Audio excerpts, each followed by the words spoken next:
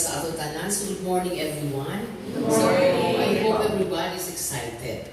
This morning is one of the very important events in the life of the Hilimosno.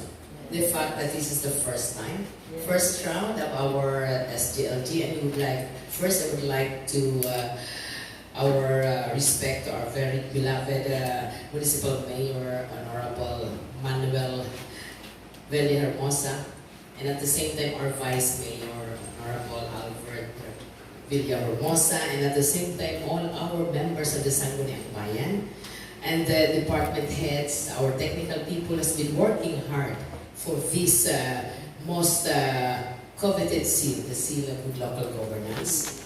Our DILG officer, Jessica, and of course our LGO2 Lyra, all of the uniform personnel, the liga ng mga barangays or punong barangays, beloved, mga kapitan.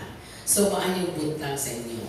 So, again, I'm really sorry that I ran late.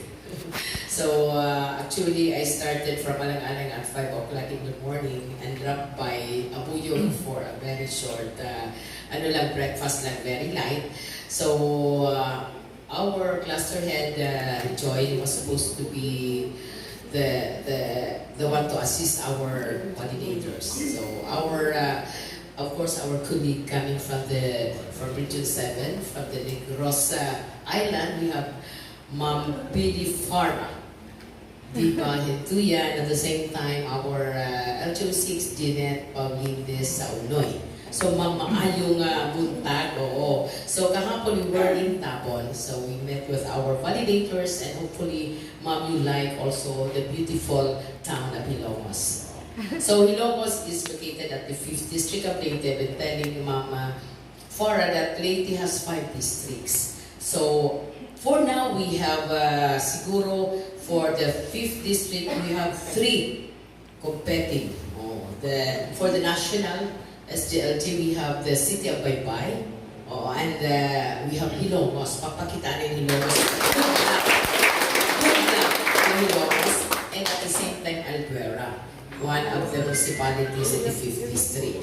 So, our cluster head is assisting Albuera, and I volunteer to be here in Ilongos. First is, of course, to extend our sincere thanks, gratefulness, and appreciation for all your efforts, for all the support.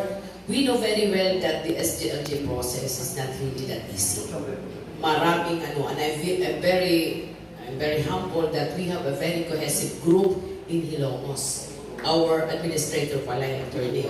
So everybody talaga, we work really in one direction because we know very well that for this year, there are already 10 governance areas which are being validated. So, the Seal of Good Local Governance has been implemented since 2019 and nag-level up na siya. Since 2015, we started with 3+1. And that time, it was easy for us really to pass. The fact that tulo lang, the governance area +1. But now we have all 10 governance areas. So, and now Ilongos is one of our contenders. Contenders, the fact that we are on the last, di ba ma'am? But I know that our validators will surely support us by giving us their insights later after their validation. So they came from Negros, and they are also our colleague, the LG officers, and that's why we cannot really afford not to welcome them, not to be here, despite that we have an activity now in Sabin Resort. We have our conference in Sabin, but I have to prioritize first my support to our beloved Ilongos for coming this far. Despite all the challenges, you were able to reach this level. This is the final leg of the SDLG, the fact that from the first we have the municipal, then we have the provincial validation, then we have the regional, and now the national. So, in the national validation, our validators are from DILG and we are cross-posted. So, Region 8 was cross-posted to Region 3, of course, para wala tayong biases, di ba? We have really to be very very strict on this, the fact that we are trying to upon the integrity of the seal. The seal of good local governance is the mother of all seals. This the most elusive seal.